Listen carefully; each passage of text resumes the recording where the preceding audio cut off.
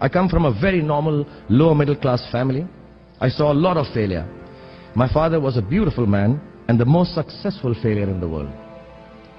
My mother also failed to stay long enough with me to see me become a big movie star. We were quite poor actually, and let me tell you, poverty is not an ennobling experience at all. Poverty entails fear and stress and sometimes depression. I watched my parents go through this several times. At an early age after my parents died, I equated poverty with failure. I just didn't want to be poor. So when I got a chance to act in films, it wasn't out of any creative desire, I say this honestly. It was purely out of the fear of failure and poverty. Most of the films I signed were discards of better-known actors, and the producers could not find anyone else to do them. I did them all to make sure that I was working to avoid unemployment. The timing or something was right, I worked very hard, there were other people around it, and I became a big star. The films became big hits, which means sometimes our success is not the direct result of our actions, and let nobody tell you that. Success sometimes just happens, really. It is accidental, and we have to take credit for it. I do it sometimes surely out of embarrassment. So I believe the true path to success is through the fear of failure. If you aren't scared enough of failing, you're unlikely to succeed. It's not pleasant to fail, it's tough. All of us experience it. You will too, if you haven't already. So use it to succeed. How I've done is, a few points I'd like to say, and then I'll end this monologue. Firstly, it's not the absence of failure that makes you success, that makes success. It is your response to failure that actually helps to buffer the reverses that you experience.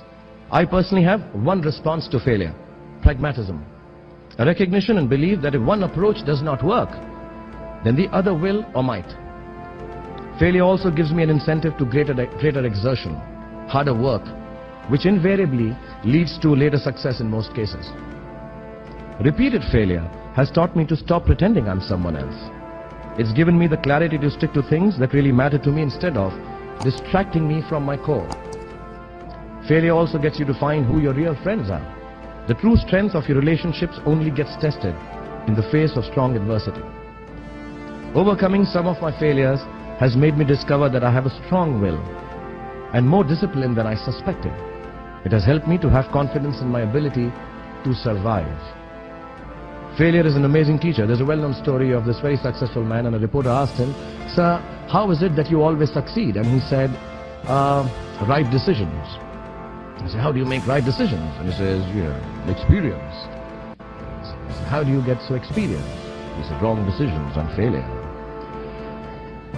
So do fail, and it's all right to fail. You have to know and learn that life is not just a checklist of acquisitions, attainments, and fulfillments. Your qualifications and CVs don't really matter. Instead, life is difficult and complicated and beyond anyone's control. The humility to know it will help you survive its vicissitude. And maybe that's why it cannot be passed on either. Me being successful does not mean my kids are going to be successful, even if I teach them everything that I know and how to do it. So I feel that talking about success is completely a big waste of time. Instead, let me tell you very honestly, whatever happened to me happened because I've always been terrified of failure. I don't want as much to succeed as much as I don't want to fail. But I don't want to sound dark. My hope for all of you is that you retain a lifelong love of learning, that you never cease to dream exciting and inspiring dreams, and when you fail, you fail well enough to succeed the next time. Don't be afraid of being afraid. Be afraid of not facing your fears and failures.